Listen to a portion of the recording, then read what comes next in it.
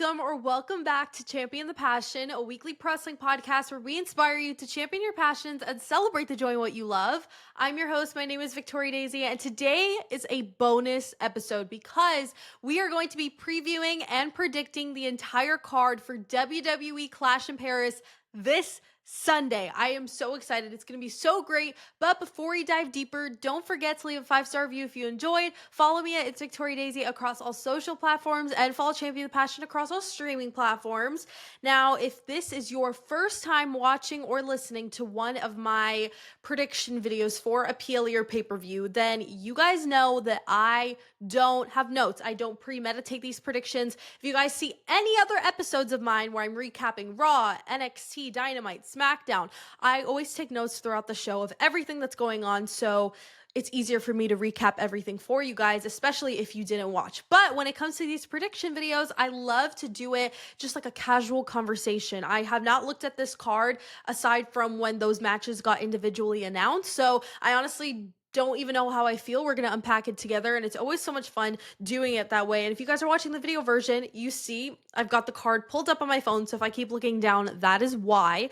But let's get into, I believe this was the first match that was announced, and it's most likely going to be the main event. So we have John Cena versus Logan Paul. Now, this match I am so excited about. You guys know I love Logan Paul. I think he is absolutely amazing in the ring, and obviously, this is one of John Cena's final matches. Not his final match, but he only has a couple left. And I'm so excited that Logan is on the list of people to face because I do think that this is going to be such an entertaining match. And I'm so excited. Now, obviously, John Cena... Oh, excuse me. Did you hear that in my throat? Holy crap. John Cena, anyways. John Cena is going to win this match. I mean... Has he been undefeated in all of his matches? I'm pretty sure. And I don't think that that's going to end, because then if Logan wins, then they're going to have to kind of continue this, and I think they're just trying to get through different people with these PLEs and bigger shows. So I'm going to say that John Cena wins this. It's pretty easy to predict it, but I do think that the match is going to be really fun, and I wouldn't be surprised if anything happens, maybe. But I think if anything happens, it's going to be at WrestlePalooza, which is going to be the first PLE on ESPN. This is my throat keeps tweaking out. I am so sorry. This is the final PLE on Peacock. So I think if anything happens, it'll be at WrestlePalooza, but it's never out of question. So let's move on to the next match. We have a title defense from our Women's Intercontinental Champion, Becky Lynch, defending against the fearless one, Nikki Bella, our queen. I love her so much. So as much as I want to be delusional and be like, Nikki Bella is winning this title, I know she's not, okay? I really want to be delusional and say she is, but I just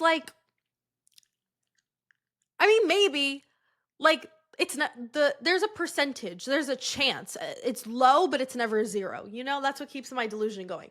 But I don't know, I just, don't see much of a case for her to win unless Bayley interferes, which definitely could be a strong possibility. I saw someone on TikTok say a theory. They were like, well, what if, Bayley returns, interferes, and either Becky can retain or Nikki can win? It could go either way, but the whole storyline is that, Bayley and Becky can go at it, because, Becky kind of awoken something in Bayley. She made her realize, Lyra was using her and all this stuff. Or we can figure out a way to turn Nikki heel, which, again, I don't know.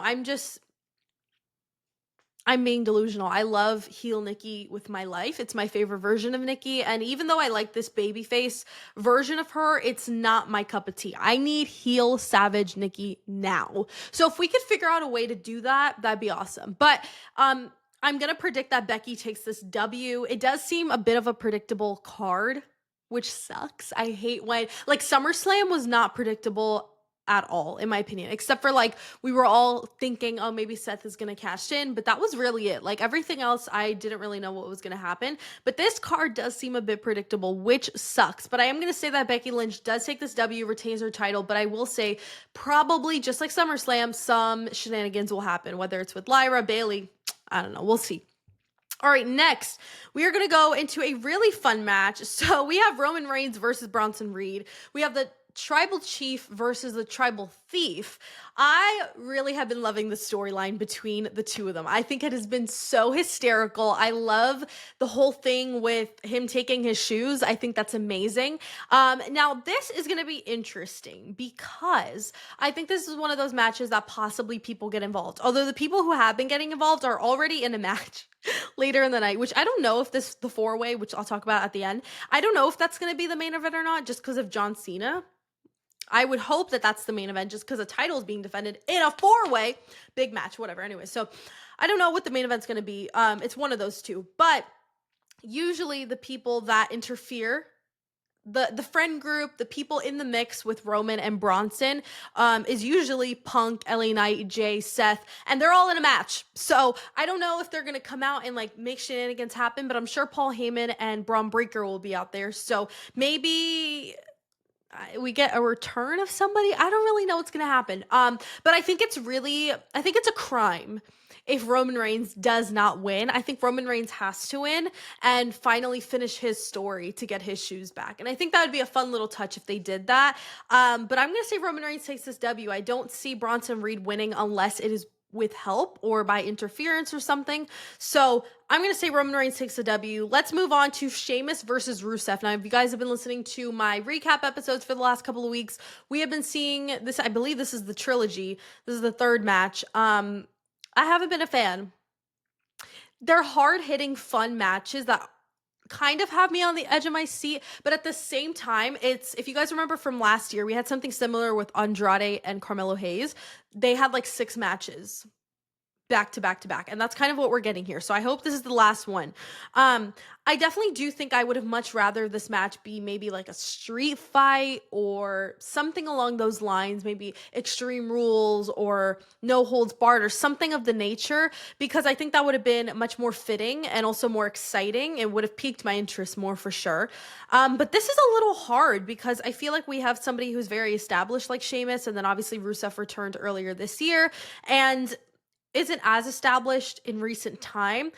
I will say I can see Sheamus taking this W. I think a safe bet would be Sheamus winning. Unless you're ready to give Rusev a huge push, then definitely go ahead and have him win. But I don't think that's going to be the case.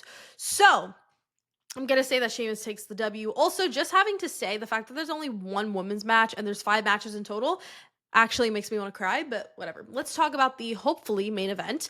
Seth freaking Rollins defending his World Heavyweight Championship against LA Knight, CM Punk, and Jey Uso. Now, this is really interesting because all 3 of these men have been in the title picture for a while, Seth included. So I'm very curious to see what happens here. I definitely do not think that Seth is losing his title right now. I think you could do a fun program between him and Punk maybe for Mania next year. So it's really sad how, champions are retaining and everything feels a little predictable for Clash in Paris. But I'm going to say that Seth Rollins takes this W. Now, you can have a lot of fun with this match. I think that there is possibility for a lot of fun moments. Obviously, because of Seth Rollins, I'm sure Paul Heyman and Braun Breaker, probably Bronson Reed too, would be out there. Roman might end up coming out for Jay, and for Punk and Knight, I don't really know what's going to happen with them. But I definitely do think this match is fun. A 4-way is always amazing. There will be shenanigans. I don't know what shenanigans, but I'm expecting them wholeheartedly. But regardless, I'm super excited for this match. I do think it's going to be a lot of fun. But that concludes my previewing / predicting for this card. It unfortunately seems very predictable. I'm still excited though, because Clash in Paris is always like a fun PLE. And obviously this is like the final summer PLE type, unless SummerSlam was like the last one. But, obviously Labor Day is this weekend. So after Labor Day, that's really like the go ahead on fall. I've already been getting into the fall mood little by little, but I'm just like waiting for Labor Day weekend. Once we get into September, football is back. Ooh, Dunkin' and Starbucks fall menu is back. I'm so excited, guys. It's so good. Life is peaking right now. Honestly, it really is. But don't forget to watch Clash in Paris, Sunday, August 31st, 2 p.m. Eastern, 11 a.m. Pacific, streaming exclusively on Peacock and Netflix for international viewers. This is the final PLE on Peacock before they move to ESPN September 20th for WrestlePalooza. That's going to be super fun as well. That's where we are getting John Cena versus Brock Lesnar, the long-awaited match since SummerSlam. Super excited for that. But until then, let's savor in our final Peacock PLE because it's going to be a good one, I hope, even though it's kind of predictable. But regardless, it's still going to be fun. We love a holiday weekend falling on a PLE weekend and vice versa. It's always great. You know, life's really peaking. Sorry, I'm about to go on a quick tangent, but life's really peaking. Sabrina Carpenter's Man's Best Friend album just came out today. The Life of a Showgirl by Taylor Swift comes out in a month and a change. Taylor and Travis just got engaged. Fall menus are out at Dunkin' and Starbucks. The air is getting a little cooler, not really because I live in Orlando, so it's still freaking hot, but it's not 100 degrees. It's 85, and that's a win I'll take. What else? I don't know. Life is just peaking. God is good, and we've got a PLE this weekend, and I couldn't be happier. So you know what? I am going to go now because I've been talking for way too long, and you guys have a life to continue on with. But thank you guys so much for watching and listening to this bonus episode of Champion the Passion. Don't forget to come back tomorrow for my SmackDown recap because it is the go-home show for Clash in Paris. Don't forget to leave a 5-star review if you enjoyed. Follow me at It's Victoria Daisy across all social platforms and follow Champion the Passion across all streaming platforms. Don't forget to champion your passions and celebrate the joy of what you love. And I'll see you guys in the next episode. Bye.